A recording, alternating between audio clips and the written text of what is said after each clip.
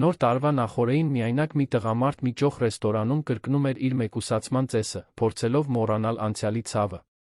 Սակայն փողոցում մի աղջնակ, իր տարիքի համար չափազանց հոգնած աչքերով, հայտնվում է նրա ճանապարհին մեկ պարզ արտահայտությամբ փոխում է ամեն ինչ։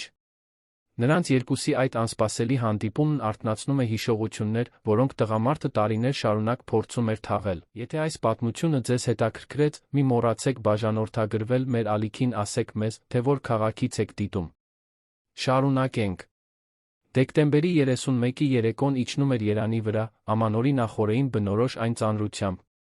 Պողոտաները փայլում էին ոսկեգույն ու կարմիր լույսերով, խանութների ցուցափեղկերը մրցում էին ուշադրություն գրավելու համար, իսկ էլեկտրոնային զանգերի ձայնը խառնվում էր վերջին գնումների անհանգիստ իրարանցմանը։ Սա մի քաղաք էր, որն այնքան համոզիչ էր երջանկություն ծածնում, որ գրեթե կարողանում էր ինքն իրեն խաբել։ Գրեթե։ Տիգրան Սահակյանի համար այդ հավաքական բեմադրությունը ոչ այլ ինչ էր, քան վատ փորձ արված ներկայացում մի ամենամյա կեղծիք, որին նա հետում էր հեռվից, պաշտպանված զրահապատ ապակիներով մի սառնությամբ, որը կատարելագործելու համար տարիներ էին պահանջվել։ 42 տարեկանում Տիգրանը մի կայսրություն էր կառուցել, որը հատում էր մայրցամաքներ։ Ծնված Բեյրութում, մեծացած բիզնեսի դիվանագիտության միջավայրում, նա 28 տարեկանում տեղափոխվել էր Հայաստան, ընտանեկան ձեռնարկությունները ընդլայնելու համար։ Այսօր նա վերահսկում էր ներմուծումներ, արտահանումներ, ներդրումներ տեխնոլոգիաների ոլորտում մի շարք հյուրանոցներ, որոնք կրում էին նրա ազգանունը զուսպ նրբագեղությամբ։ Հայերեն խոսում էր գրեթե աննկատ առոգանությամբ, հագնում էր պատվերով կարված իտալական կոստյումներ, պահում էր մի կեցվածք, որը վախեցնում էր առանց բառերի անհրաժեշտության։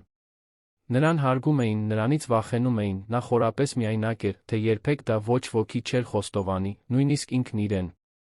Ամանորը նրա համար մի տոն էր, որն իր կամքին հակառակ համառորեն գոյություն ուներ։ Ոչ թե կրոնական կամ մշակութային պատճառներով։ Նա հարգում էր բոլոր հավատալիքները, հասկանում էր տոնակատարությունների խորհրդանշական արժեքը։ Բայց այդ կոնկրետ օրը մի վերք էր կրում, որը նա վերջին 14 տարիներին փորձում էր այրել աշխատանքով, փողով, հուզական հեռավորությամբ։ Ամեն տարի, դեկտեմբերի 31-ին, նա կրկնում էր նույն մանրակրկիտ ծեսը, միայնակ ընտրում էր շքեղ ռեստորանում, հեռու ցանկացած ընտանեկան հավաքույթից, շրջապատված միայն տիկին Շուշանով, իր վստահելի տնտեսուհով, երկու զուսպ թիկնապահներով։ Ոչ մի զարդարված տոնածառ, ոչ մի զգացմունքային երաժշտություն, ոչ մի դատարկ գրկախառնություն։ Տիգրանի համար ամանորը պարզապես օրացույցի մեկ այլ օր էր, նա քրտնաջան ջանք էր գործադրում այն այդպիսին պահելու համար։ Այդ կոնկրետ երեկո նա ընտրել էր La Belle Vie Bistron, ֆրանսիական ռեստորան, տեղակայված կենտրոնի հանգիստ փողոցներից մեկում։ Այդ վայրն ուներ այն չեզոք մթնոլորտը, որը նա գնահատում էր, բավականաչափ էլեգանտ, իր կարգավիճակն արտացոլելու համար, բայց բավականաչափ զուսպ, ուշադրության կենտրոնում չհայտնվելու համար։ Տիկին Շուշանը, 63 տարեկան մի կին, որը 10 տարի աշխատում էր նրա հետ, նստած էր կողքի աթոռին այն խիստ կեցվածքով, որով մարդիկ պարտականություն են կատարում, այլ ոչ թե տոնակատարության մասնակցում։ Նա լավ էր ճանաչում իր տնօրենին, գիտեր, որ իր դերն այնտեղ պարզապես ներկայությունն էր, երբեք զրույցը։ Տիգրանը լայն ցուցափեղկից դիտում էր փողոցի շարժը։ Ամբողջ ընտանիքներ էին անցնում, տանելով գունավոր տոպրակներ, երեխաները մատնացույց էին անում թարթող լույսերը, զույգերը շտապ համբույրներ էին փոխանակում ինքնաշեն ծաղկեպսակների տակ։ Նա այս ամենը տեսնում էր հեռավոր մշակույթի մասին վավերագրական ֆիլմ դիտողի անտարբերությամբ։ Չէր զգում նախանձ, չէր զգում բացահայտ արամարանք, այլ միայն մի տեսակ գոյաբանական հոգնածություն ուրիշների համառության հանդեպ, որոնք կախարդանք էին փնտրում այնտեղ, որտեղ ինքը միայն դատարկություն էր տեսնում։ Մատուցողը բերեց նախուտեստը, նրբորեն մատուցված ֆուա գրա, որին Տիգրանը հազիվ դիպավ։ Նրա ախորժակը երբեք իրական չէր լինում նման դեպքերում։ Ընթրիքը պարզապես զբաղմունք էր, ժամերը լրացնելու միջոց, մինչ օրը կավարտվեր, նա կկարողանար վերադառնալ հյուսիսային պողոտայում գտնվող իր բնակարանը ձացնել, թե այդ ամենը նշանակություն չունի։ Տիկին Շուշանը լուռ ուտում էր, հարգելով նրա լռությունը։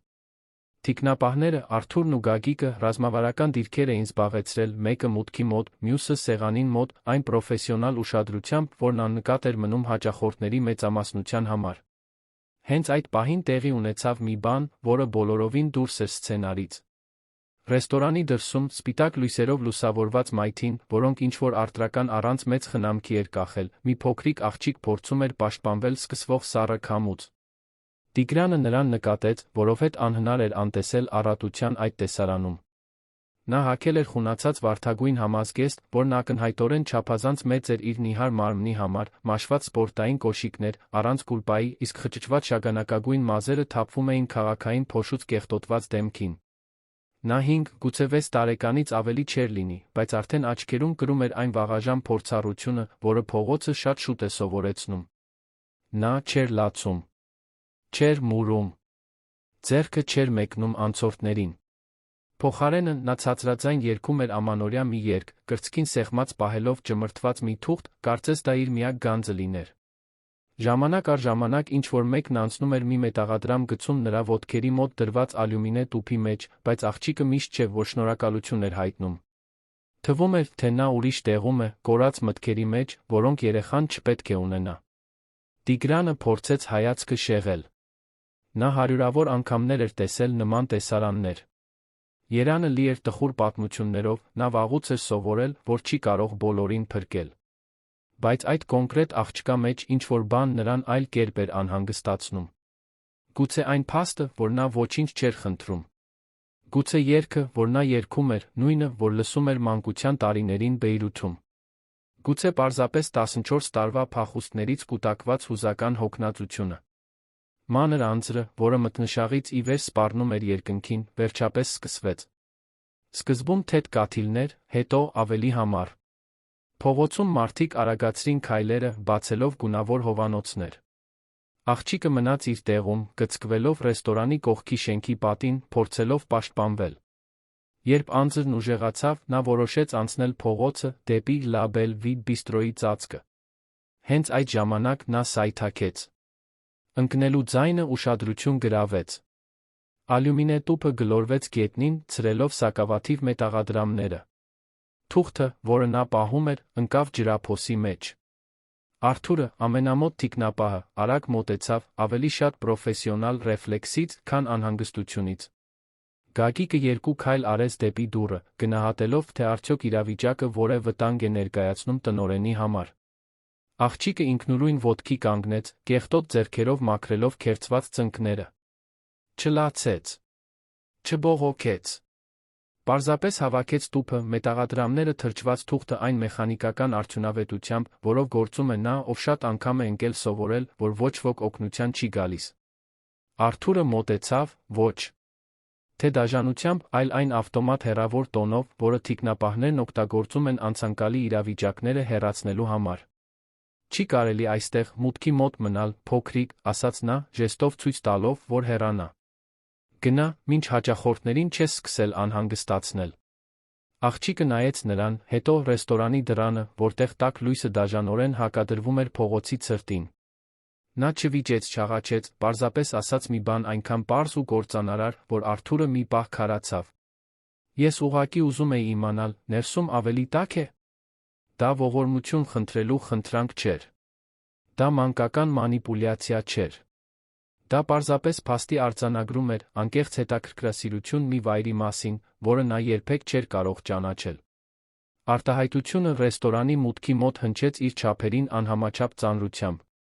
Տիգրանը, որը ամեն ինչ դիտում էր սեղանից, զգաց, թե ինչպես իր ներսում մի տարօրինակ բան տեղի ունեցավ։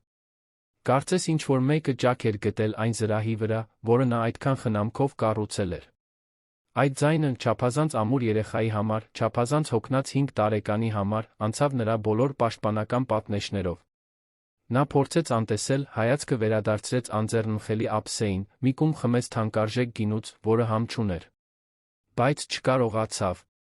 14 տարվա միայնակ ամանորներից հետո առաջին անգամ Տիգրանը ոտքի կանգնեց սեղանից, մինչ ընթրիքը կավարտվեր։ Շարժումն այնքան անսպասելի էր, որ տիկին Շուշանը զարմանքի արտահայտություն թույլ տվեց։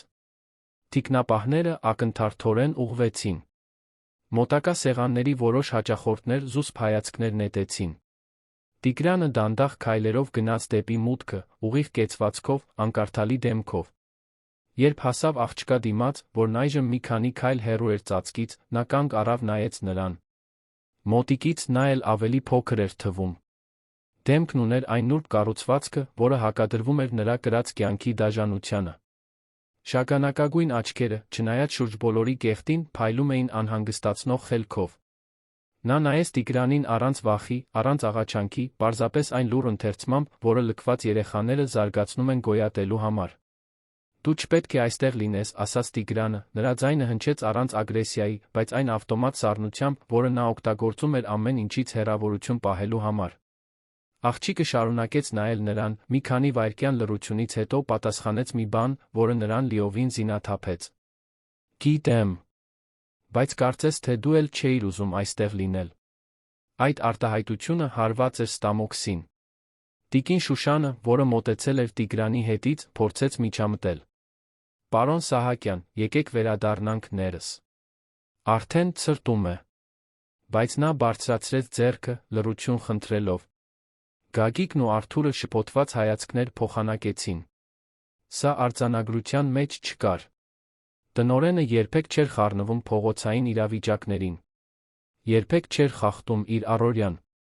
Երբեք թուլություն ցույց չէր տալիս։ Բայց ահա նա կանգնած էր դեկտեմբերյան մանր անձրի տակ, մի աղջկա դիմաց, որը ոչ ոքի ոչինչ պարտք չէր, այնուամենայնիվ կարողացել էր կարդալ հենց այն, ինչ նա թաքցնում էր։ Սիրում ես ամանորը, հարցրեց Տիգրանը, հարցն ինքն իրեն զարմացրեց։ Գաղափար չուներ, թե որտեղից այն եկավ։ Աղջիկը մի պահ մտածեց, գլուխը թեքելով, կարծես լրջորեն կշռադատում էր պատասխանը։ Հետո ասաց. Ես սիրում եմ գաղափարը։ Բայց կարծում եմ, դու չես սիրում։ Հաջորդած լռությունը խիտ էր, լի իմաստներով, որոնք նրանցից ոչ մեկը բարձրաձայնելու կարիք չուներ։ Մայթին որոշ մարդիկ սկսեցին նկատել տեսարանը։ Մի զույգ կանգ առավ մի քանի մետր հեռու, շնջալով։ Ռեստորանի մենեջերը նյարդայնացած դիտում էր պատուհանից, վախենալով, որ իրավիճակը անհարմարություն կստեղծի մյուս հաճախորդների համար։ Այդ հանրային հանդիպումը, առանց վերահսկողության, առանց սցենարի, բացահայտում էր Տիգրանին այնպես, ինչպես նա տարիներ շարունակ չէր զգացել։ Եվ այնուամենայնիվ, նա չէր կարողանում հեռանալ։ Նրա համար մի ափսե բերեք, հանկարծ ասաց Տիգրանը, շրջվելով դեպի տիկին Շուշանը։ Ինչ-որ պարզ բան։ Տաք ուտելիք։ Տնտեսուհու աչքերը լայն բացվեցին։ Պարոն Սահակյան, ներողություն, բայց գուցե դա տեղին չէ։ Ես ասացի, բերեք։ Նրա ձայնը չբարձրացավ, բայց կրում էր այն հեղինակությունը, որը վիճարկում չէր ընդունում։ Արթուրը տատանվեց։ Տնօրեն, եթե թույլ տաք, ես կարող եմ աղջկան տանել մոտակա ապաստարան։ Սոցիալական ծառայությունը։ Ոչ։ Տիգրանը նորից նայեց աղջկան։ Նա մնում է։ Մինչ ուտելն ավարտի։ Որոշումը կայացված էր, որքան էլ անտրամաբանական թվար։ Տիկին Շուշանը հոգոց հանեց, գիտակցելով վիճելու անօգուտությունը։ Գագիկը պահպանեց դիրքը, բայց նրա հայացքը մատնում էր անհարմարությունը։ Սա կարող էր լուր դառնալ։ Կարող էր սխալ մեկնաբանությունների տեղիք տալ։ Կարող էր ամեն ինչ բարդացնել։ Բայց Տիգրանն արդեն վերադառնում էր ներս, աղջիկը, մի պահ տատանվելուց հետո, զգույշ քայլերով հետեց նրան, կարծես բնազդաբար իմանար, որ ցանկացած կտրուկ շարժում կարող է կոտրել այդ անհավանական պահը։ Ռեստորանի ներսում մենեջերը փորձեց զուսպ կերպով առաջարկել հետի սեղաններից մեկը, մյուս հաճախորդներից հեռու, բայց Տիգրանն անտեսեց առաջարկը մատնացույց արեց տիկին Շուշանի կողքի դատարկ աթոռը։ Աղջիկը նստեց գրեթե ցավալի նրբանկատությամբ, չափազանց զգույշ լինելով ոչնչի չդիպչել, ոչինչ չկեղտոտել, չխախտել այն արտոնյալ պղպջակը, որի մեջ նոր էր մտել։ Մատուցողը բերեց սնկով ռիզոտոյի մի ափսե, պարզ, բայց լավ պատրաստված, աղջիկը դանդաղ կերավ, ծամելով յուրաքանչյուր պատառաքաղը, կարծես դա վերջինը լիներ։ Չխոսեց։ Հետաքրքրությամբ շուրջը չնայեց։ Սա նրա համար արկած չէր, այլ պարզապես ժամանակավոր դադար գոյատման ամենօրյա պայքարում։ Տիգրանը դիտում էր, որքան շատ էր դիտում, այնքան ավելի անհանգիստ էր զգում։ Այդ երեխայի մեջ կար մի բան, որը նրան խորապես ապակայունացնում էր։ Գուցե այն արժանապատվությունը, որով նա վերաբերվում էր սեփական թշվառությանը։ Գուցե աչքերի խելքը, որը չէր համապատասխանում տարիքին։ Կամ գուցե պարզապես այն փաստը, որ 14 տարվա մեջ առաջին անգամ ինչ-որ մեկը կարողացել էր անցնել նրա պաշտպանական պատնեշներով, նույնիսկ չփորձելով։ Անունդ ինչ է, հարցրեց նա, խախտելով լռությունը։ Աղջիկը մի քանի վայրկյան շարունակեց ուտել, նախքան պատասխանելը։ Նանե։ Նանե։ Ընտանիք ունես։ Նա գլխով արեց, բայց չբացատրեց։ Տիգրանը չպնդեց։ Տիկին Շուշանը նյարդայնացած խաղում էր անձեռոցիկի հետ։ Մյուս հաճախորդները փորձում էին ծածնել, թե ուշադրություն չեն դարձնում, բայց ակնհայտ էր, որ անսովոր տեսարանը հետաքրքրություն էր առաջացրել։ Հենց այդ պահին Նանեն ասաց մի բան, որը կփոխեր երեկոյի ընթացքը։ Երբ մարդիկ ատում են մի կոնկրետ օր, սովորաբար դա նրա համար է, որ այդ օրը վատ բան է պատահել։ Արտահայտությունն այնքան բնական հնչեց, որ մի քանի վայրկյան պահանջվեց, որպեսզի դրա ազդեցությունը հասնի Տիգրանին։ Տիկին Շուշանը թեթակի խեղդվեց գինուց։ Գագիկը, որը մոտ էր կանգնած, հայացքը շեղեց։ Աղջիկը շարունակում էր ուտել, կարծես անտեղյակ լինելով իր առաջացրած հուզական երկրաշարժից։ Տիգրանը զգաց, թե ինչպես է գետինը փախչում ոտքերի տակից։ Ինչպես նա գիտեր։ Ինչպես կարող էր 5 տարեկան երեխան կարդալ մի բան, որը նա ավելի քան 1 տասնամյակ թաքցնում էր բոլորից։ Նա բացեց բերանը պատասխանելու, ժխտելու, շեղելու համար, բայց ոչ մի բառ դուրս չեկավ։ Տարիների մեջ առաջին անգամ Տիգրան Սահակյանը լիովին զինաթափված էր։ Նանեն ավարտեց ափսեն, կտորե անձեռոցիկով մաքրեց բերանը, ուղիղ նայեց նրան։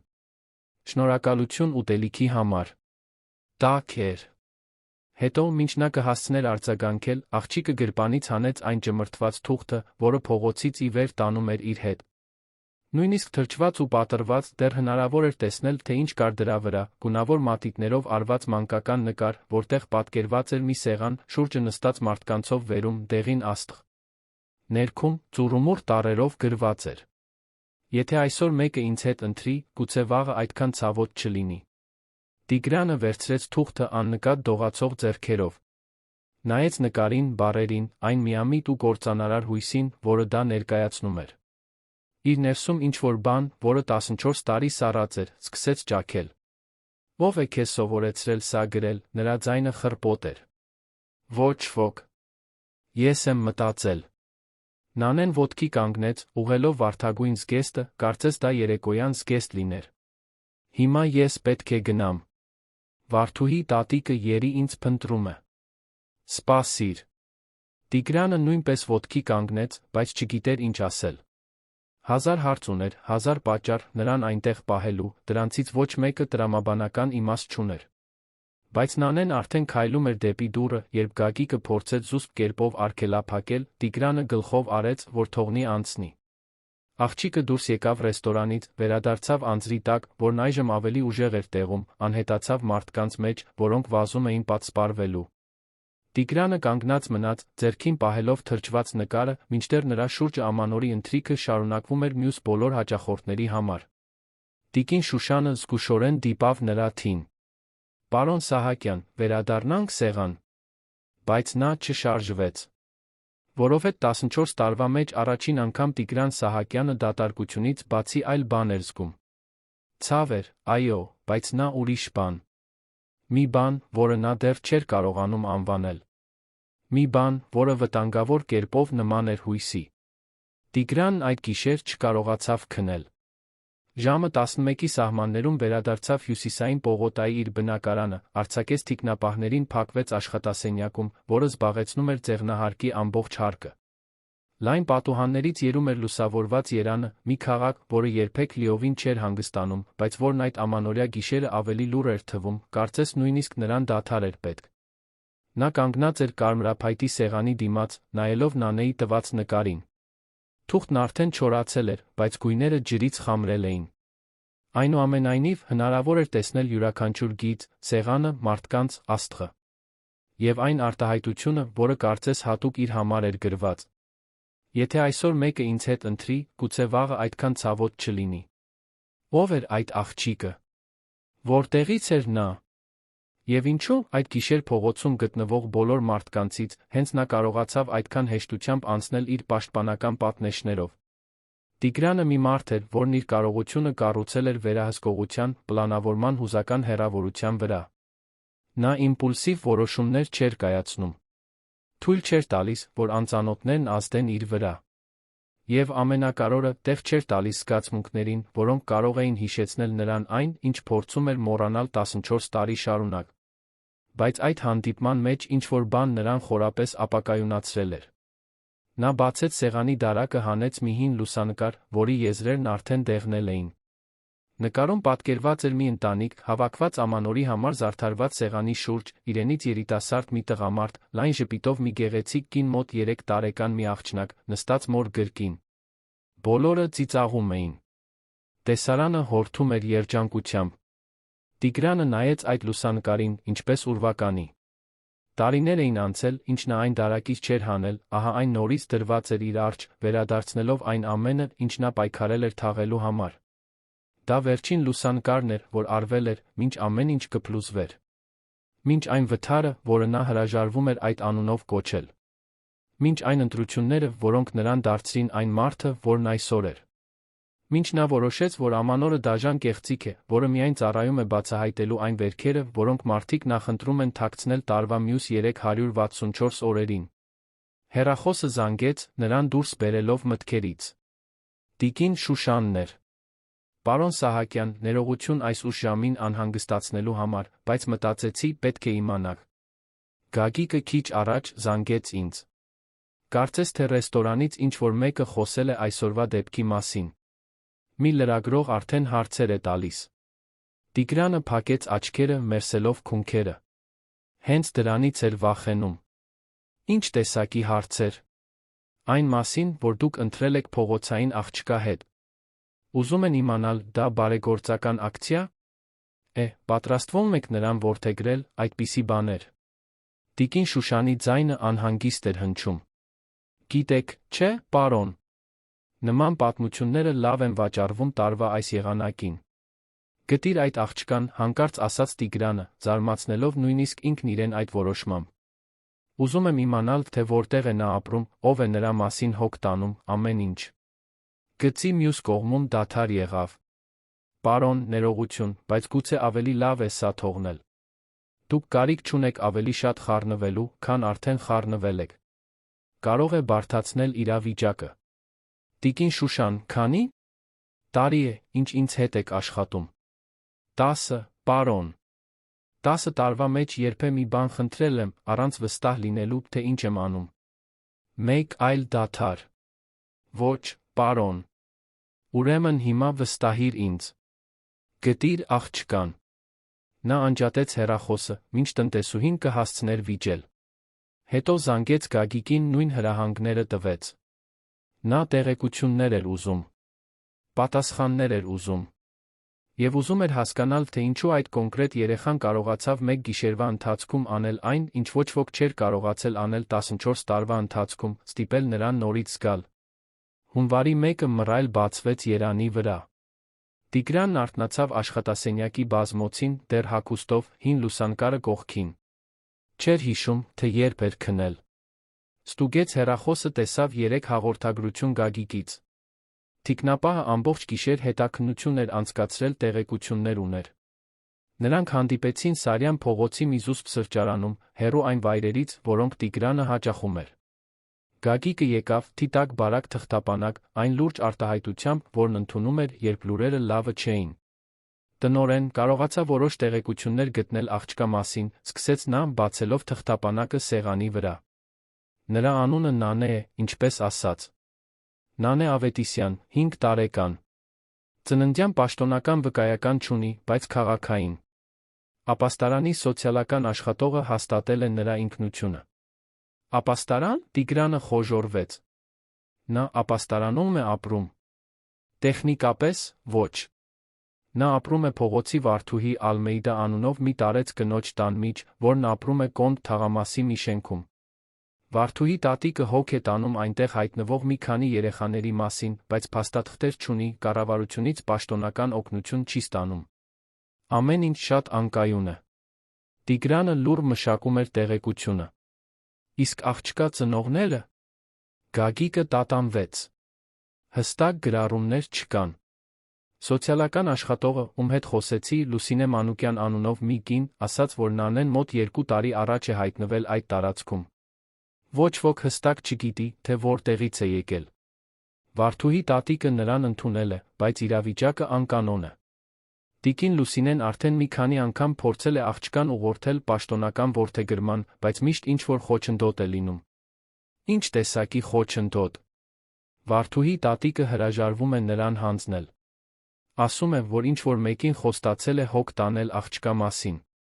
Իսկ Նանեն, չնայած տարիքին, նույնպես հրաժարվում է գնալ։ Նա շատ ուժեղ կապվածություն ունի տարեց կնոջ հետ։ Գագիկը թերթեց մի քանի թուղթ։ Մի բան էլ կա, տնօրեն։ Այն լրագրողը, որը 3 հարցեր էր տալիս։ Դա Դավիթ Վարդանյանն է, Երանյան լուրեր թերթից։ Նա ռեստորանում էր ամեն ինչ տեսել է։ Հոդված է պատրաստում։ Տիգրանը սեղմեց բռունցքները։ Ինչ տեսակի հոդված։ Դեռ հստակ չգիտեմ։ Բայց ճանաչելով Վարդանյանին, դա զգացմունքային բան է լինելու։ Միլիոնատեր գործարարը հուզվում է աղքատ աղջնակից ամանորին, այդպիսի բաներ։ Նա լավ է դրանում, գիտի, թե ինչպես շահագործել պատմությունների մարդկային կողմը։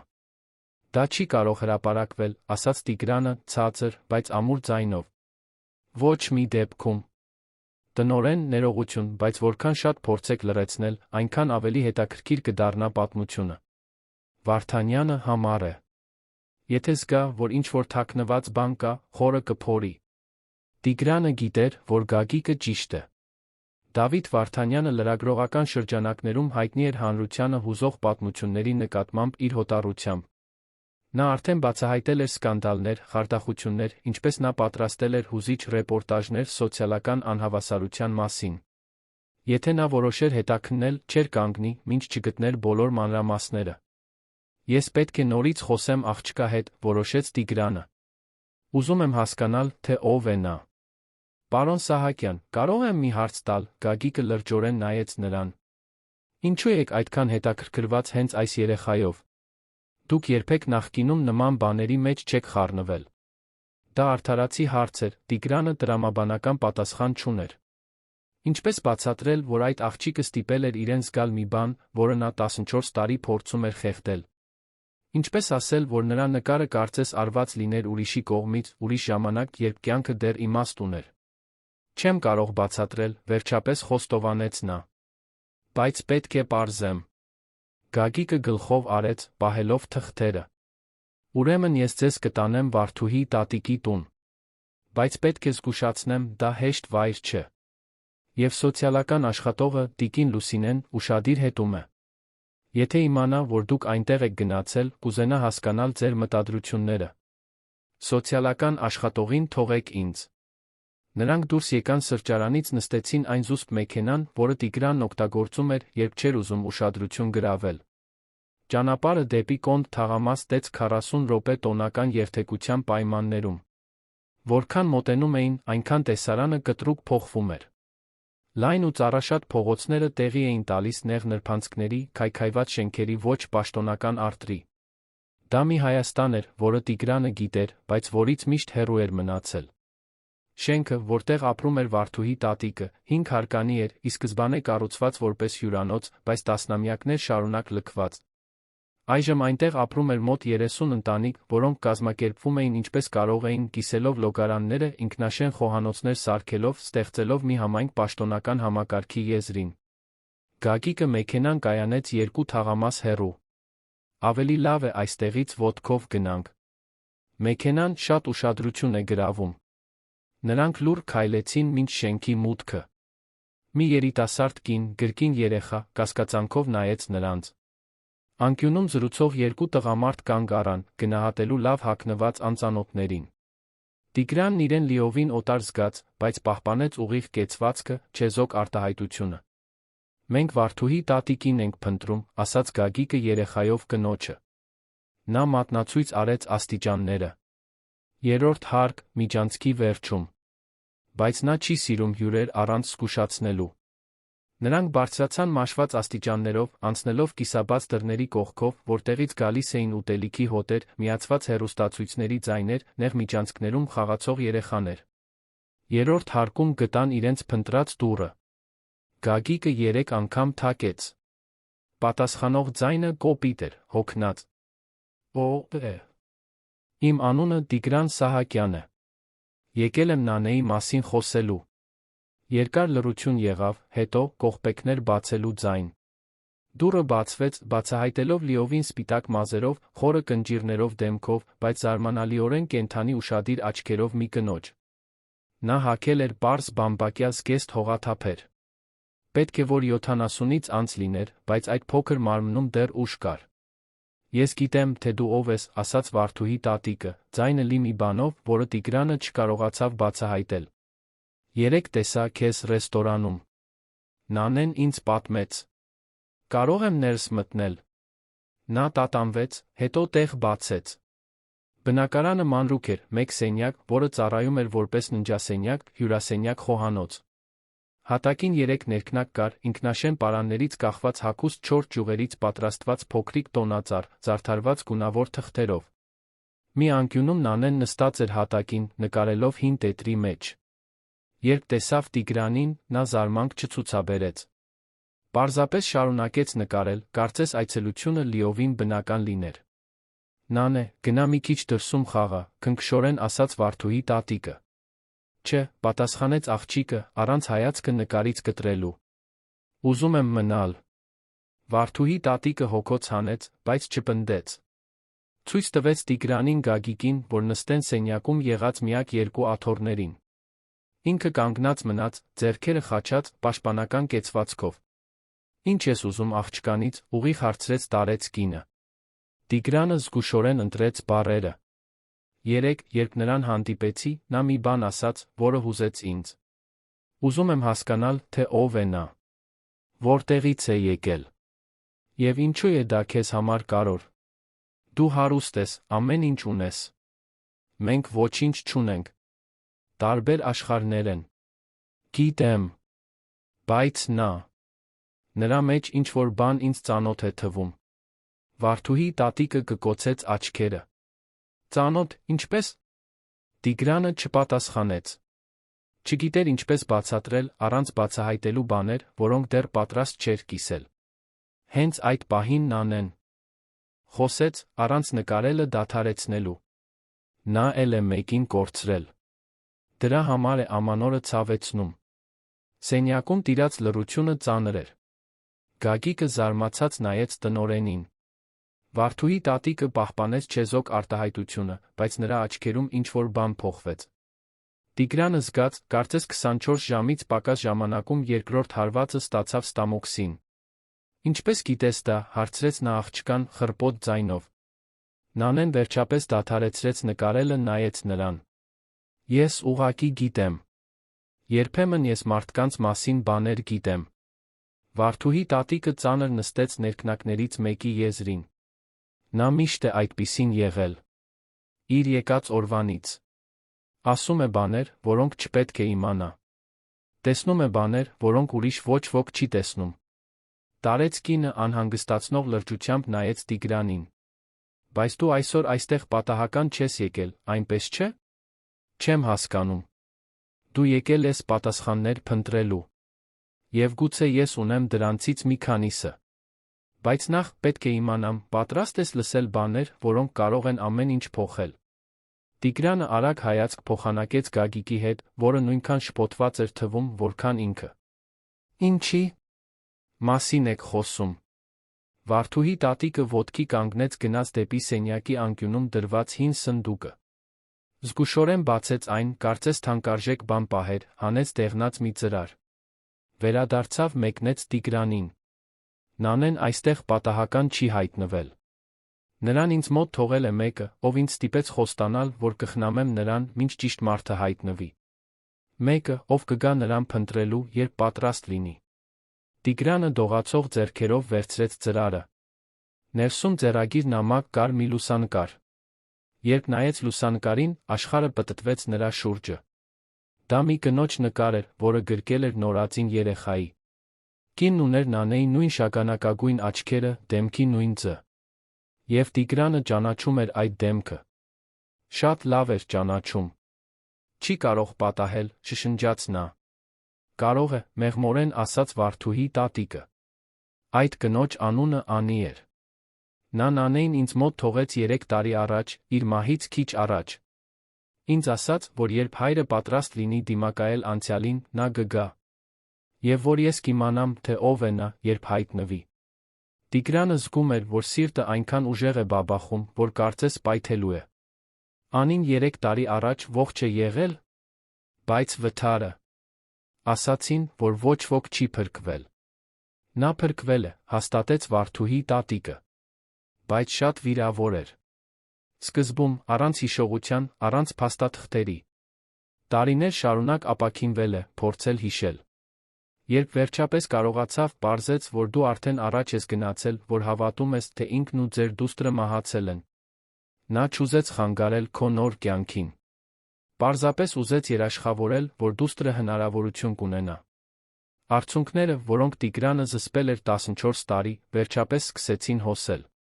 Եթե դուք լինեիք Տիգրանի տեղում, պարզեիք, որ ձեր ընտանիքը չի մահացել վթարի հետանքով, ինչպես կարծում էիք, ինչ կանեիք։ Պատմեք մեզ մեկնաբանություններում։ Գագիկը ոտքի կանգնեց, չիմանալով ինչպես արձագանքել։ Նանեն շարունակում էր նայել Տիգրանին, հիմա այդ շագանակագույն աչքերում ճանաչման նշույլ կար։ Դա հիշողություն չէր, քանի որ նա շատ փոքր էր, երբ ամեն ինչ պատահեց։ Բայց դա ավելի խորը բան էր, մի բան, որը գերազանցում է գիտակցական հիշողությունը։ Նա չի մահացել վթարի ժամանակ, կրկնեց Տիգրանը, փորձելով ընկալել։ Անին փրկվել է։ Եվ նա ունեցել է երեխային։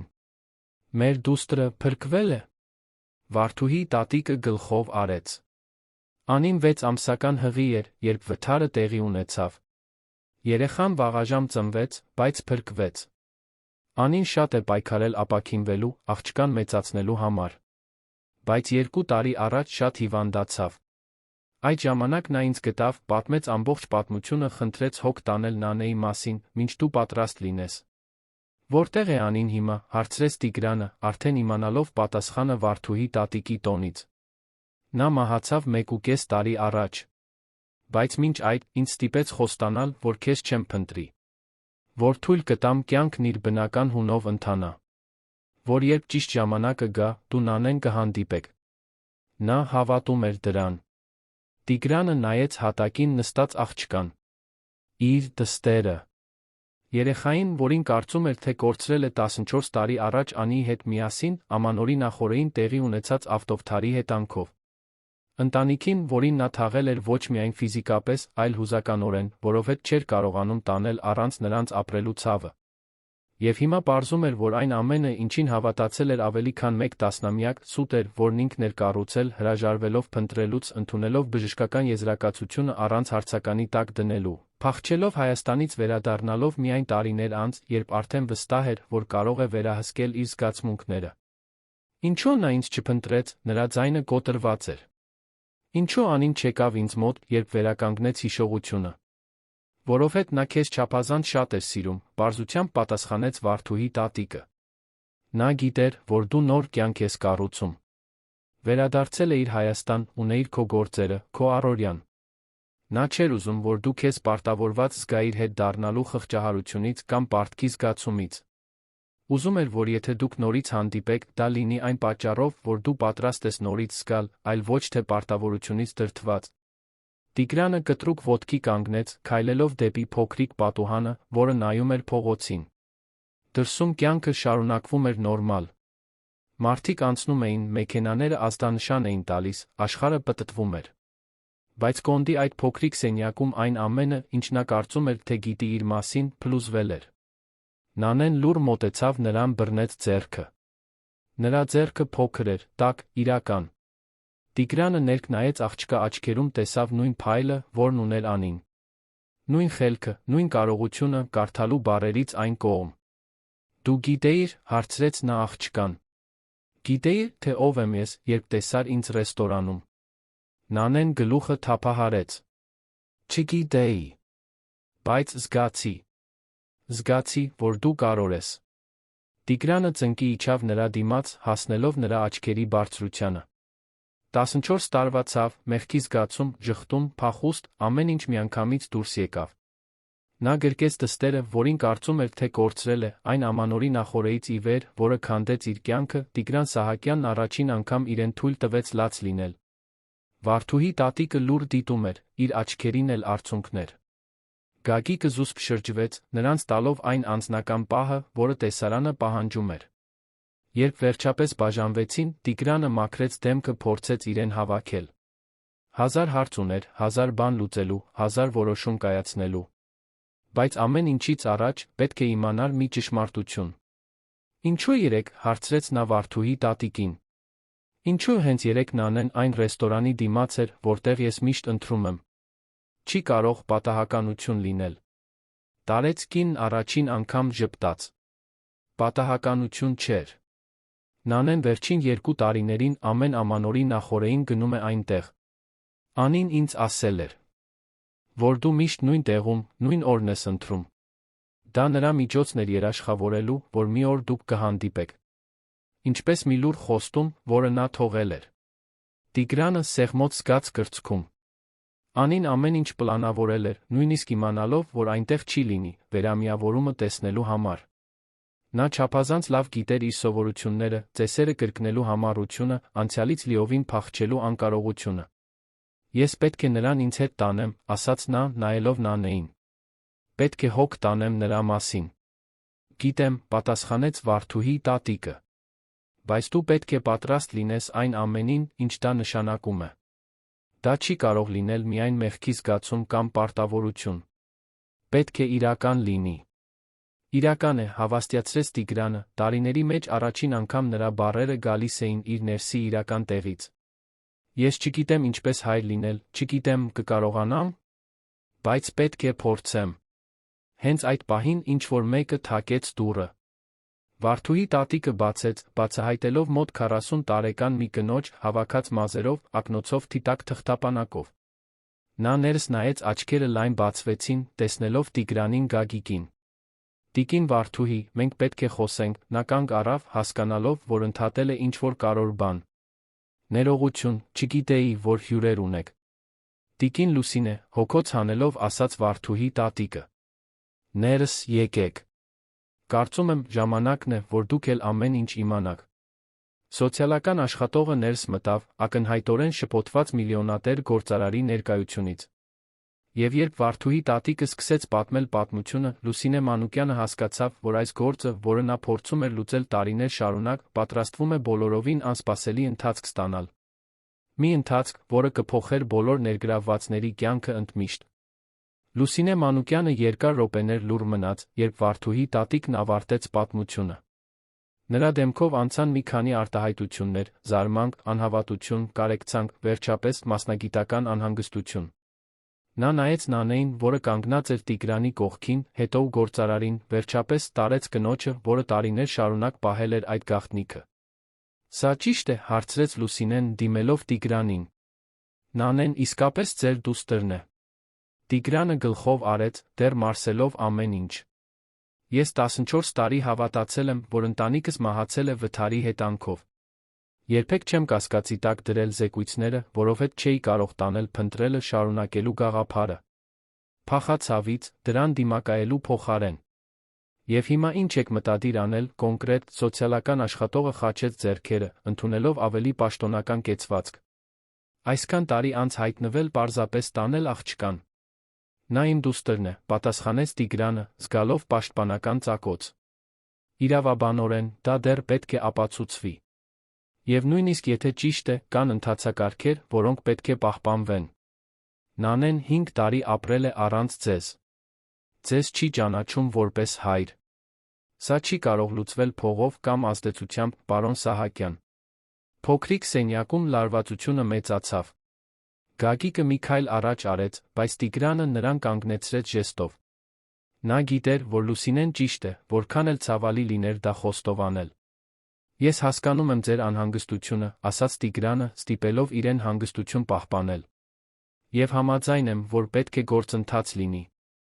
Բայց չեք կարող ժխտել, որ ես իրավունք ունեմ լինելու նրա կյանքում։ Ես կենսաբանական հայրն եմ, որը չի գրանցել երեխային, որը չի փորձել իմանալ, թե արդյոք փրկվածներ կան, որը մի ամբողջ կյանք է կառուցել, ծածնելով, թե այդ ընտանիքը գոյություն չունի, առանց դաժանության, բայց իր աշխատանքի պահանջած դաժան ազնվությամբ հակադարձեց Լուսինեն։ Հասկանում եմ, որ մեղմացուցիչ հանգամանքներ են եղել, բայց իրավական հուզական տեսանկյունից սա բարդ է։ Վարդուհի տատիկը միջամտեց, նրա ձայնը հոգնած, բայց ամուր էր։ Տիկին Լուսինե, դուք գիտեք, որ ես այս աղջկան խնամել եմ իմ ունեցած ողջ սիրով։ Բայց նա գիտեք, որ իմ իրավիճակը անկանոն է։ Որդեգրման համար փաստաթղթեր չունեմ, հաստատուն եկամուտ չունեմ, ապրում եմ այս շենքում։ Եթե օրենքով լինի, մի նույն է, Նանեին ինձնից կվերցնեն կտանեն ապաստարան կամ խնամակալ ընտանիքի։ Դա եք ուզում։ Լուսինեն խորը հոգոց հանեց։ Սա հենց այն իրավիճակն էր, որից նա փորձում էր խուսափել տարիներ շարունակ։ Վարդուհի տատիկը ճիշտ էր։ Իրավաբանորեն, աղջկա իրավիճակը անկայուն էր։ Բայց կտրուկ բաժանում պարտադրելը տրավմատիկ կլիներ, հատկապես հիմա, երբ հայրության մասին այս շրջադարձը կար։ Ինձ ապացույցներ են պետք, վերջապես ասաց Լուսինեն։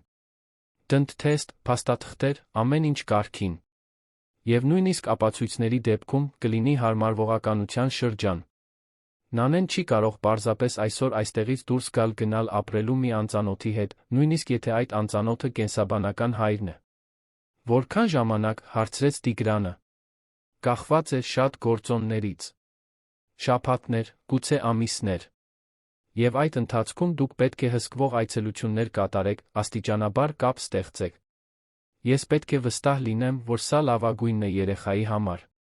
Տիգրանը նայեց Նանեին, որը լուր հետում էր ամեն ինչին։ Այդ հայացքում անհանգստացնող հասունություն կար, կարծես նա լիովին հասկանում էր այն բարդությունները, որոնք մեծահասակները փորձում էին լուծել։ Լավ, համաձայնեց նա։ Կանենք ճիշտ ձով։ Բայց ուզում եմ անմիջապես սկսել։ Լուսինեն բացեց իր թղթապանակը, սկսեց տեղեկություններ գրառել։ Ինձ ձեր ամբողջական տվյալները պետք կլինեն, պարոն Սահակյան։ Կսկսենք հայրության ճանաչման գործընթացը, կգնահատենք իրավիճակը։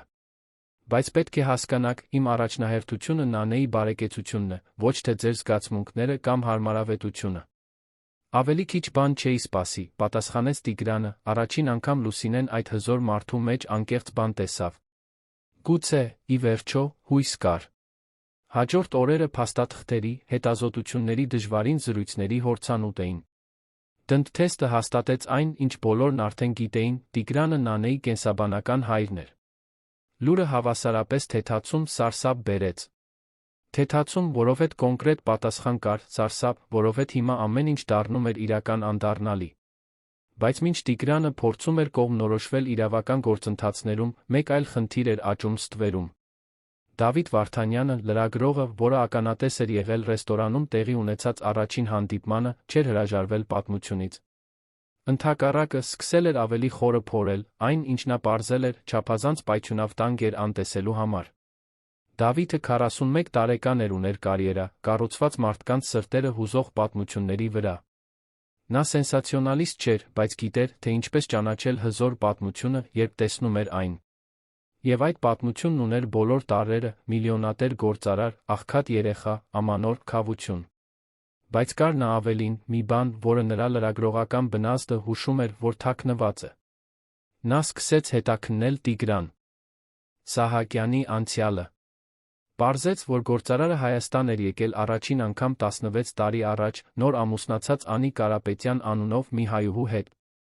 Պարզեց, որ 14 տարի առաջ, Ամանորի նախօրեին, տեղի է ունեցել լուրջ վթար, որը սպանել էր Անիին, ենթադրաբար երեխային, որին նա սպասում էր։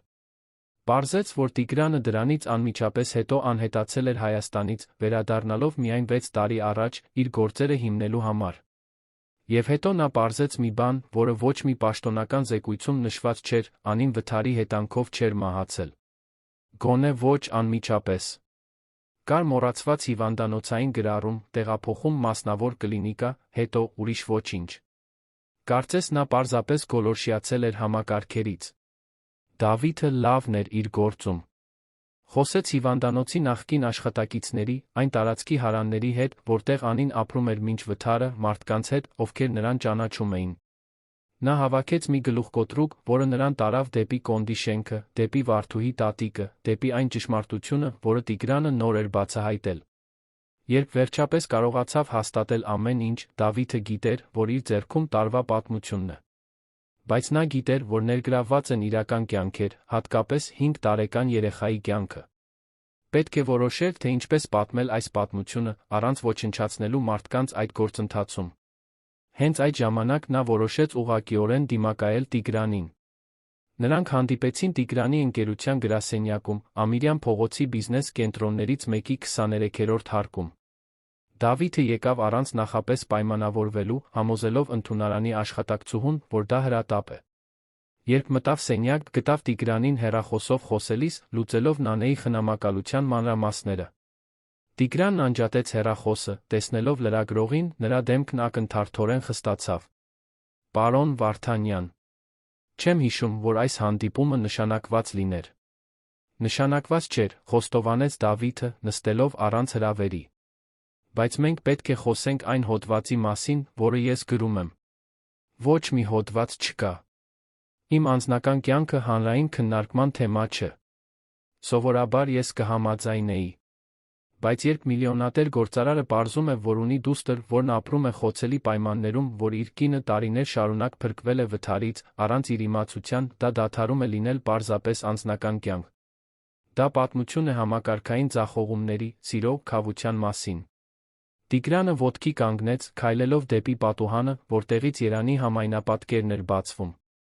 Ուրեմն դա ուրիշի ողբերգությունը շահագործելով թերթեր վաճառելու մասին է։ Դա արտաքին տեսքի հետում թաքնված իրականությունը ցույց տալու մասին է, ուղղեց Դավիթը։ Քանի՞ այլ անիներ կան։ Քանի՞ այլ նանեներ։ Ձեր պատմությունը կարող է ուշադրություն հրավիրել դրա վրա։ Իմ պատմությունը կարող է ոչնչացնել իմ դստերը։ Հասկանում եք դա։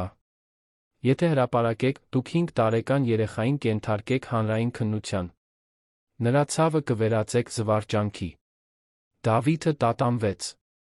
Նա մտածել էր այդ մասին, իհարկե։ Ուներ Նանեի տարիքի դուստր, գիտեր, թե որքան խոցելի են երեխաները։ Բայց նա հավատում էր լավ արված լրագրության փոխակերպող ուժին։ Իսկ եթե ես խոստանամ պաշտպանել նրա ինքնությունը, փոխել անունները, կենտրոնանալ ավելի մեծ պատմության վրա, առանց անձնական մանրամասները բացահայտելու։ Բավարար չէ։ Մարդիկ կիմանան։ Միշտ իմանում են։ Տիգրանը շրջվեց, նայելու նրան։ Խնդրում եմ, պարոն Վարդանյան։ Ես չեմ խնդրում որպես գործարար։ Խնդրում եմ որպես հայր։ Ինձ ժամանակ տվեք կարգավորելու այն, ինչ կոտրվել է, նախքան ամեն ինչ աշխարհին բացահայտելը։ Դա առաջին անգամն էր, որ Դավիթը իրական խոցելիություն տեսավ իր դիմացի մարդու մեջ։ Դա հզոր գործադիրի փայլուն դիմակը չէր, այլ վախեցած հայր, որը փորձում էր պաշտպանել իր նոր գտած դստերը։ Որքան ժամանակ, հարցրեց Դավիթը։ 6 ամիս։ 1 տարի։ Ինչքան անհրաժեշտ է Նանեի հետ առողջ հարաբերություններ հաստատելու համար, նախքան կրկեսը կսկսվի։ Դավիթը ուշադիր մտածեց։ Կարող էր հիմա հրապարակել ունենալ տարվա սենսացիան։ Կամ կարող էր սպասել, հետել պատմության զարգացմանը, ի վերջո պատմել շատ ավելի խորը նշանակալից բան։ 3 ամիս, առաջարկեց նա։ Դուք 3 ամիս ունեք ձեր ընտանեկան իրավիճակը լուծելու համար։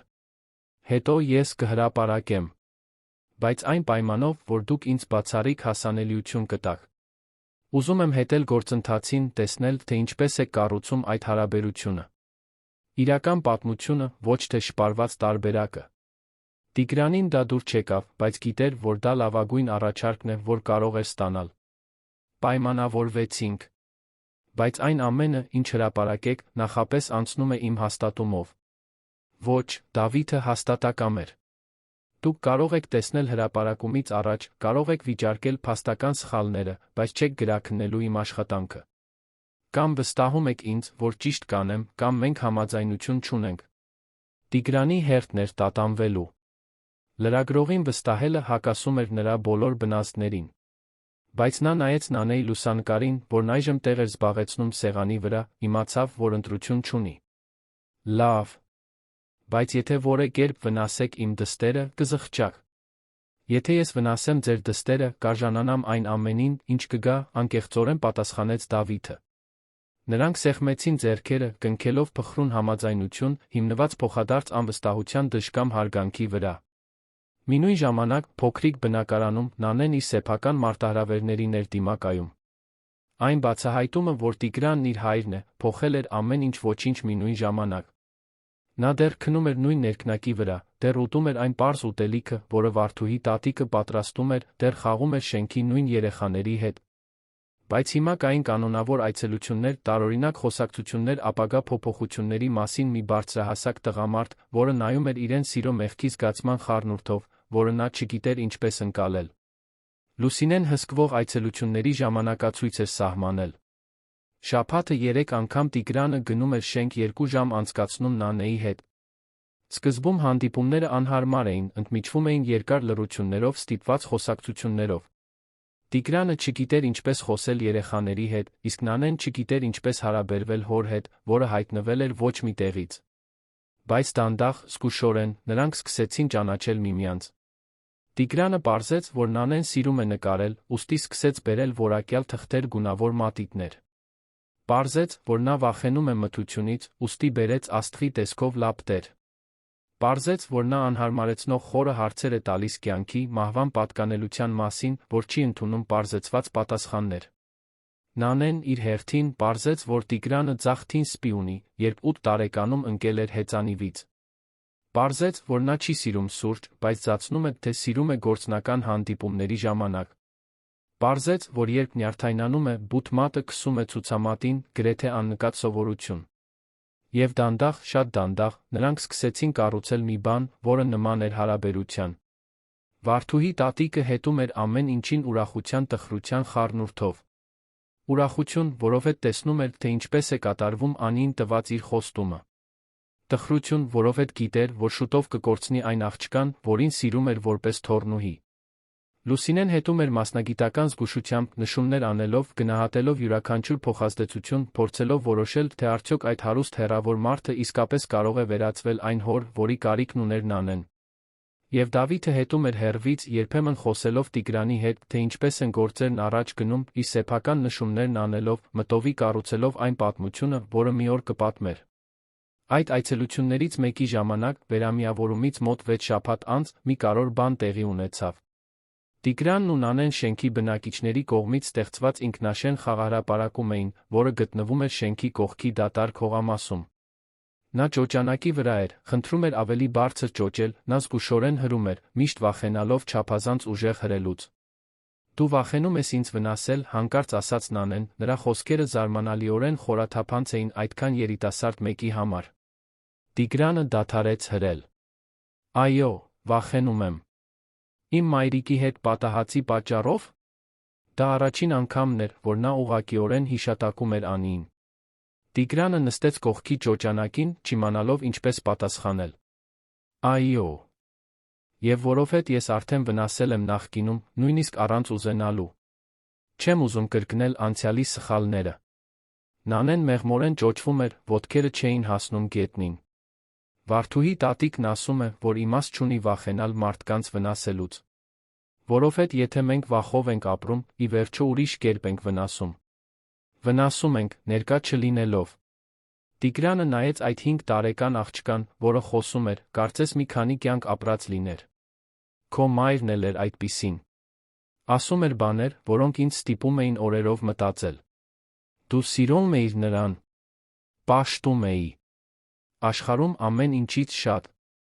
Եվ երբ մտածեցի, որ կորցրել եմ ձեզ երկուսիդ, իմ մի մասն էլ մահացավ։ Բայց իրականում չմահացավ, երեխաների պարզ տրամաբանությամբ նշեց Նանեն։ Որովհետև դու հիմա այստեղ ես։ Եվ այդ պահին, Կոնդի ինքնաշեն խաղահրապարակի ճոճանակի վրա, Տիգրան Սահակյանը մի հիմնարար բան հասկացավ։ Նա 14 տարի ինքն իրեն պատժել էր մի ողբերգության համար, որը չէր վերահսկում, փախչելով ցավից, այն մարսելու փոխարեն։ Բայց կյանքը համառ ու հաստատակամ նրան երկրորդ հնարավորություն էր տվել։ Հնարավորություն լինելու այն հայրը, որը պետք է լիներ, պատվելու Անի հիշատակը, ներկա լինելով այն դստեր համար, որին նա պաշտպանել էր մինչ վերջ։ Նան է, ասաց նա, ձայնը խեղդվելով։ Ես գիտեմ, որ դեռ լավ չեմ սրանում։ Չգիտեմ ինչպես հայր լինել, չգիտեմ, ճիշտ կանեմ, բայց խոստանում եմ, որ կփորձեմ։ Ամեն օր կփորձեմ։ Նա նայեց նրան այն շագանակագույն աչքերով, որոնք կրում էին Անի ժառանգությունը։ Լավ։ Ես էլ կփորձեմ։ Եվ այսպես մոռացված խաղահրապարակում փոխանակված պարզ խոստումով, հայր ու դուստր սկսեցին կառուցել իրական մի բան։ Բայց ամեն ինչ լուծված չէր։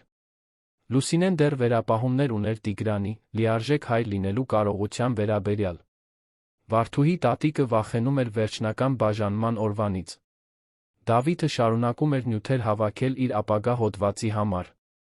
Եվ հորիզոնում մեկ այլ բարդություն էր հայտնվում, մի բան, որը նրանցից ոչ ոք չէր կանխատեսել։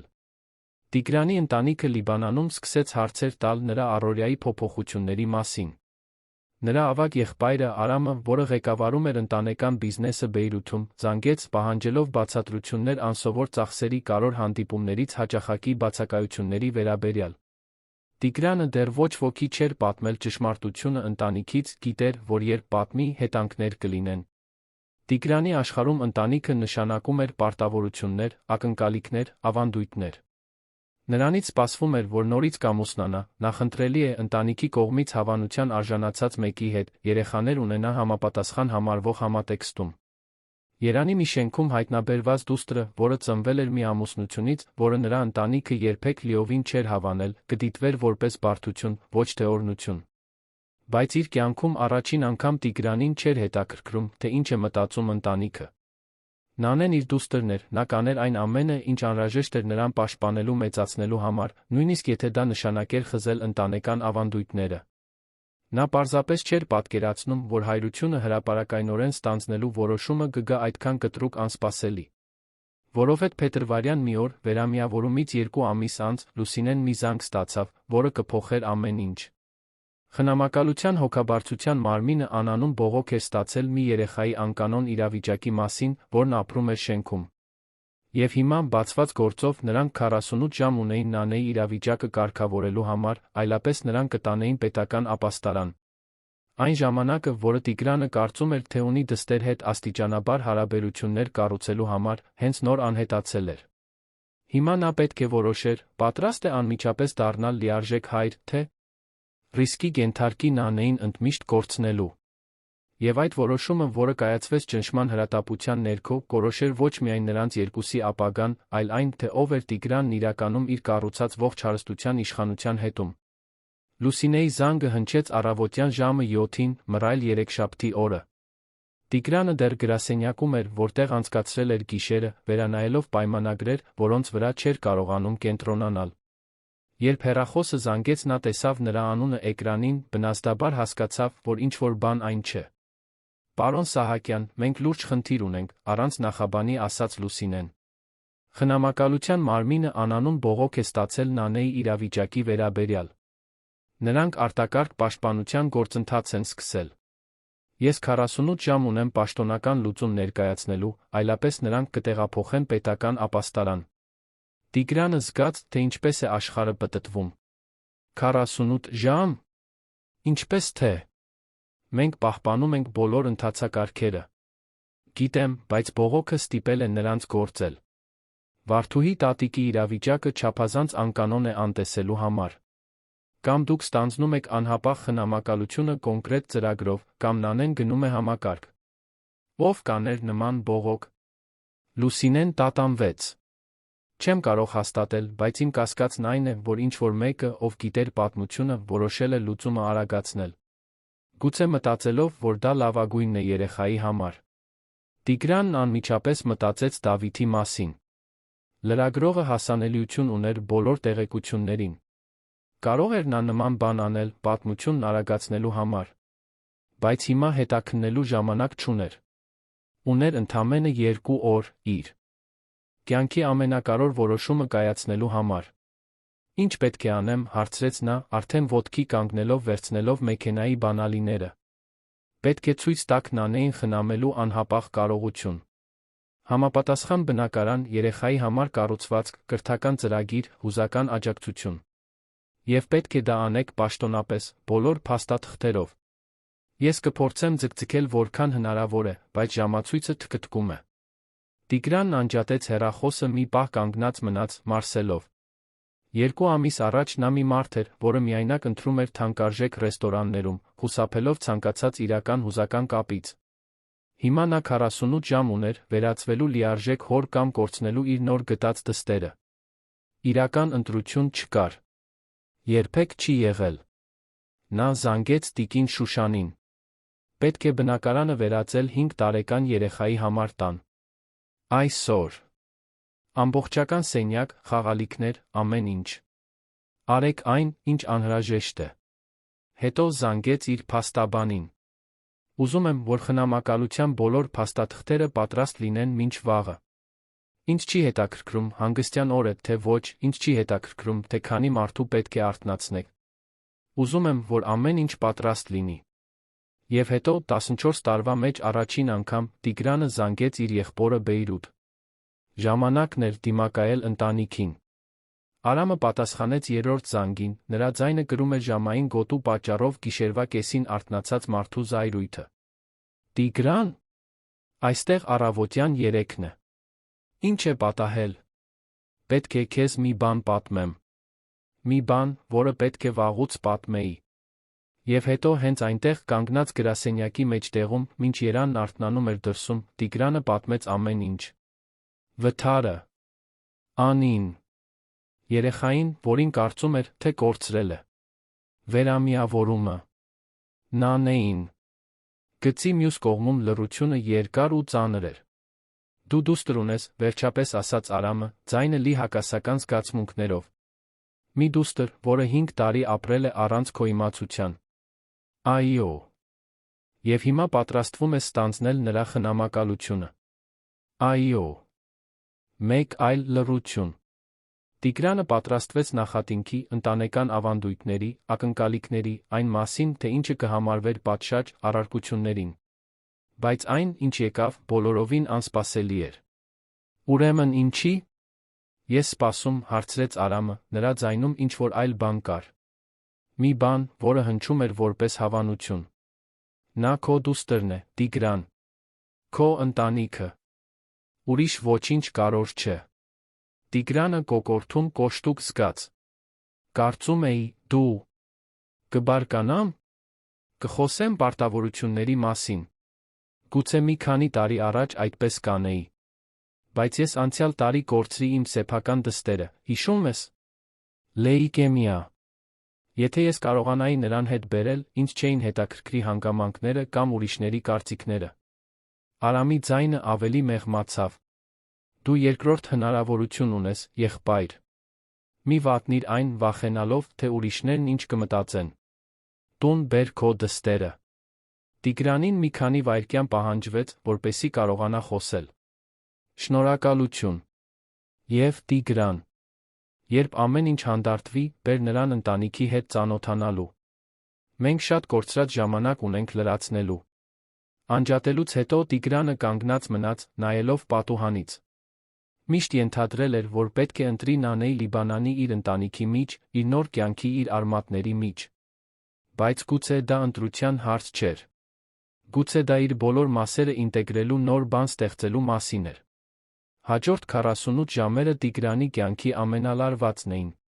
Տիկին Շուշանը ձեռնահարկի սենյակներից մեկը վերածեց մանկական տարածքի, պատերը ներկելով բաց կապույտ, դարակները լցնելով գրքերով, տեղադրելով աստղերով զարդարված փոքրիկ մահճակալ։ Տիգրանը վազեց փաստաթղթերի հետից, ստորագրեց թղթեր, խոսեց փաստաբանների սոցիալական աշխատողների հետ, մշակեց մանրամասն ծրագիր, թե ինչպես է երաշխավորելու Նանեի կրթությունը, առողջությունը, բարեկեցությունը։ Եվ այս ամբողջ իրարանցման մեջ նա պետք է ունենար ամենադժվար խոսակցությունը։ Նա գնաց շենք երկրորդ օրվա կեսօրին։ Վարդուհի տատիկը նրան սպասում էր բնակարանի դռան մոտ, աչքերը կարմրած, բայց դեմքը հանգիստ։ Նա արդեն գիտեր, թե ինչ է սպասվում։ Ժամանակը հասել է, ասաց նա ոչ թե որպես հարց, այլ որպես փաստի արձանագրում։ Տիգրանը գլխով արեց։ Լուսինեն վաղը առավոտյան կներկայացնի փաստաթղթերը։ Եթե ամեն ինչ լավ ընթանա, Նանեն անմիջապես կգա ինձ հետ ապրելու։ Վարդուհի տատիկը նրան ներս հրավիրեց։ Նանեն հատակին էր, նկարում էր ինչպես միշտ։ Երբ տեսավ Տիգրանին, ժպտաց այն զուսպ ձով, որ ուներ, կարծես լիարժեք ժպիտները չափազանց թանկարժեք ապրանք լինեին վատնելու համար։ Կարող եմ խոսել նրա հետ, հարցրեց Տիգրանը Վարդուհի տատիկին։ Տարեց կինը գլխով արեց դուրս եկավ միջանցք, նրանց անձնական տարածք տալով։ Տիգրանը նստեց հատակին, Նանեի կողքին, դիտելով նրա նկարը։ Դա մի տուն էր, մեծ պատուհաններով առջում այգիով։ Այգում երկու կերպար, ձեռք ձեռքի տված։ Գեղեցիկ է, մեղմորեն ասաց նա։ Դա մեր տունն է, պատասխանեց Նանեն, շարունակելով գունավորել։ Այն, որը դու ինձ համար ես սարքում։ Ինչպես գիտես դա։ Նա ուսերը թոթվեց, այն ժեստը, որը նշանակում էր, որ որոշ բաներ նա պարզապես գիտի։ Վարդուհի տատիկն ասաց, որ ես շուտով քեզ հետ եմ ապրելու։ Եվ ինչպես ես քեզ զգում այդ կապակցությամբ։ Նանեն դադարեց նկարել, նայեց նրան այն աչքերով, որոնք 5 տարեկանի համար չափազանց շատ իմաստություն էին կրում։ Ես վախենում եմ։ Բայց նա ուզում եմ գնալ։ Տարօրինակ է երկու բան միաժամանակ զգալ։ Տիգրանը լիովին հասկացավ։ Ես էլ եմ վախենում։ Վախենում եմ, որ չեմ իմանա ինչպես ճիշտ հոգ տանել քո մասին, սխալներ կանեմ, չեմ լինի այն հայրը, որին դու արժանի ես։ Բայց կփորձես։ Փորձելուց ավելին կանեմ։ Կանեմ այն ամենը, ինչ իմ ուժերի սահմաններում է, որպեսզի քեզ երջանիկ ապահով զգաս։ Նանեն մի պահ մտածեց։ Վարդուհի տատիկը կարող է մեզ այցելել։ Երբ ուզենա։ Եվ դու էլ կարող ես նրան այցելել։ Նա չի անհետանա քո կյանքից։ Լավ, ուրեմն։ Նանեն վերադարձավ նկարելուն, տան կողքին ավելացնելով երրորդ կերպար։ Մի տարեց կին, սպիտակ մազերով։ Նա կարոր է։ Գիտեմ։ Եվ միշտ կլինի։ Այդ գիշեր Վարդուհի տատիկն օգնեց Նանեին հավաքել իր ունեցած սակավաթիվ իրերը, մաշված հագուստ, մի քանի նկար, խունացած փափուկ արջուկ, որը նրա միակ իրական խաղալիքն էր։ Ամեն ինչ տեղավորվեց փոքրիկ ուսապարկի մեջ։ Այնքան քիչ, մտածեց Տիգրանը, դիտելով։ Մի ամբողջ կյանք, կրճատված մինչ մի քանի իր, որոնք տեղավորվում էին մանկական ուսապարկում։ Նրան իրերից ավելին է պետք լինելու, ասաց Վարդուհի տատիկը, կարդալով նրա մտքերը։ Համբերություն է պետք լինելու։ Ներկայություն։ Որ դու հասկանաս, որ որոշ գիշերներ նա լացով կարթնանա, որ կվախենա, թե դու էլ կանհետանաս, ինչպես բոլորը նախկինում։ Ես չեմ անհետանա։ Ապացուցիր գործով, ոչ թե խոսքով։ Վարդուհի տատիկը բռնեց նրա թե այդքան փխրուն մեկի համար զարմանալի ուժով։ Եվ երբեք թույլ մի տուր, որ նա մոռանա մորը։ Անին այս աղջկան սեփական կյանքից ավելի շատ էր սիրում։ Նանեն պետք է դա իմանա։ Ես ամեն ինչ կպատմեմ Անիի մասին։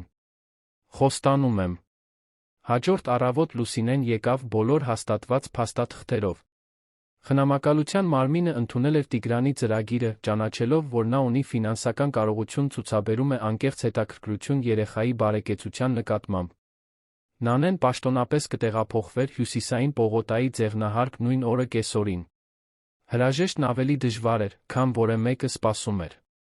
Նանեն երկար րոպեներ գրկել էր Վարդուհի տատիկին, դեմքը թաղած տարեց կնոջ զգեստի մեջ։ Վարդուհի տատիկը լուռ լալիս էր, շոյելով աղջկա մազերը, շշնջալով խոսքեր, որոնք միայն իրենք երկուսն էին կարող լսել։ Ես քեզ սիրում եմ, փոքրիկս։ Միշտ կսիրեմ։ Մայրիկդ հպարտանում է քեզնով, որտեղ էլ որ լինի։ Ես էլ քեզ եմ սիրում, Վարդուհի տատիկ, ասաց Նանեն, առաջին անգամ օգտագործելով այն տիտղոսը, որը միշտ ենթադրվում էր, բայց երբեք բարձրաձայն չէր ասվել։ Երբ վերջապես բաժանվեցին, Տիգրանը ձեռքը մեկնեց Նանեին։ Նա նայեց նրա մեծ ձեռքին, հետո Վարդուհի տատիկի դեմքին, որը քաջալերող գլխով արեց։ Եվ հետո, այդքան փոքր մեկի համար հսկայական քաջության ակտով, Նանեն իր ձեռքը դրեց նրա ձեռքի մեջ։ Նրանք միասին իջան շենքի աստիճաններով, հարանների հետաքրքրասեր հուզված հայացքների ներքո, որոնք վերջին ամիսներին հետել էին պատմությանը։ Գագիկը սպասում էր մեքենայում, առաջին անգամ թիկնապահի աչքերին արցունքներ կային։ Ձեղնահարկ հասնելը հիացմունքի պահ էր Նանեի համար։ Նա տատանվող քայլերով մտավ բնակարան, աչքերը լայն բացված, տեսնելով հսկայական տարածքը, էլեգանտ կահույքը, հատակից առաստաղ պատուհանները, որոնցից երում էր ամբողջ երանը։ Տիկին Շուշանը նրան դիմավորեց ջերմ ժպիտով տարավ ծանոթացնելու իր նոր սենյակին։ Երբ Նանեն տեսավ այն սենյակը, որը տիկին Շուշանը պատրաստել էր, այնքան երկար կանգնած մնաց դռան մոտ, որ Տիգրանը սկսեց անհանգստանալ։ Քեզ դուր չեկավ։ Կարող ենք ամեն ինչ փոխել։ Շատ գեղեցիկ է, փոքր ձայնով ասաց Նանեն։ Բայց կարծես ուրիշի սենյակը լինի։ Տիգրանը ծնկի իջավ նրա կողքին։ Քոնն է։ Այս ամենը քոնն է։ Եվ մենք միասին, քիչ-քիչ, կանենք այնպես, որ այն իսկապես քոնը թվա։ Կարող ես քո նկարները փակցնել պատերին, նոր գույներ ընտրել, եթե ուզում ես, բերել այն, ինչը քեզ տանը կզգացնի։ Նանեն նայեց նրան, առաջին անգամ Տիգրանը այդ շագանակագույն աչքերում անկեղծ հույսի նման մի բան տեսավ։ Կարող եմ մայրիկիս նկարը դնել գիշերասեղանին։ Տիգրանը սրտի սեղմոց զգաց։ Իհարկե։ Իրականում, ես նրա մի քանի նկարներն ունեմ։ Կարող ենք միասին ընտրել։ Եվ այսպես նրանք սկսեցին։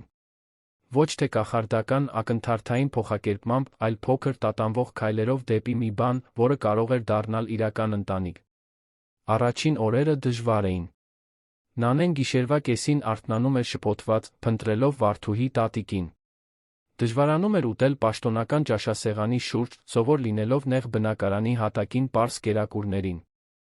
Նրան վախեցնում էր բնակարանի չափը, շենքի մշտական աղմուկի բացակայության լռությունը։ Բայց Տիգրանը ներկա էր։ Ամեն գիշեր, երբ նա վախեցած արթնանում էր, նա այնտեղ էր։ Նրանք սկսեցին ուտել հյուրասենյակի հատակին, ճաշերը վերածելով պիկնիկների։ Նա բնակարանը լցրեց երաժշտությամբ, կյանքով, ներկայությամբ։ Եվ դանդաղ, շատ դանդաղ, Նանեն սկսեց բացվել։ Նա պատմեց Անի մասին ունեցած իր մշուշոտ հիշողությունների մասին, մի մոր բեկորներ, որին նա հազիվ էր հիշում, բայց խորապես զգում էր։ Տիգրանը լրացրեց այդ հիշողությունները իրական պատմություններով, ցույց տալով լուսանկարներ, պատմելով, թե ինչպես էր Անին ծիծաղում, ինչպես էր սիրում պարել, երբ ոչ ոք չէր նայում, ինչպես էր հավատում, որ բարությունը դիմադրության ամենաարմատական ձն է։ Եվ Նանեն իր հերթին օգնեց Տիգրանին վերամիավորվել այն զգացմունքների հետ, որոնք նա այդքան երկար թաղել էր։ Սովորեցրեց նրան, որ նորմալ է միաժամանակ վախ ուրախություն զգալ, որ խոցելիությունը թուլություն չէ, որ սերը ամեն օր ներկա լինելու ընտրությունն է, նույնիսկ երբ դժվար է։ Տեղափոխությունից 3 ամիս անց Դավիթ Վարդանյանը հրապարակեց իր հոդվածը։ Բայց դա այն սենսացիոն պատմությունը չէր, որից Տիգրանը վախենում էր։ Փոխարենը Դավիթը գրեց երկրորդ հնարավորությունների մասին, այն մասին, թե ինչպես կարող է սերը գոյատել ամենավատ ողբերգություններից հետո, խոցելի երեխաների համար աջակցության համակարգերի կարևորության մասին։ Նա պահեց իր խոսքը, պաշտպանելով Նանեի ինքնությունը, կենտրոնանալով ավելի մեծ ուղերձի վրա, առանց անձնական մանրամասները շահագործելու։ Հոդվածը մրցանակներ շահեց։ Նվիրատվություններ առաջացրեց շենքերի ապաստարանների համար։ Կարևոր խոսակցություններ սկսեց բյուրոկրատիայի հայրության մասին։ Եվ զարմանալիորեն Տիգրանի Դավիթի միջ անհավանական բարեկամություն ստեղծվեց, հիմնված փոխադարձ հարգանքի իրական փոփոխություն բերելու ընդհանուր նպատակների վրա։ Վարդուհի տատիկը մշտական ներկայություն դարձավ նրանց կյանքում։ Ամեն ուրբաթ ընթրում էր ձեղնահարկում, տոններն անցկացնում էր նրանց հետ, երբ Տիգրանը պետք է գործուղման մեկներ, նա էր մնում Նանեի հետ։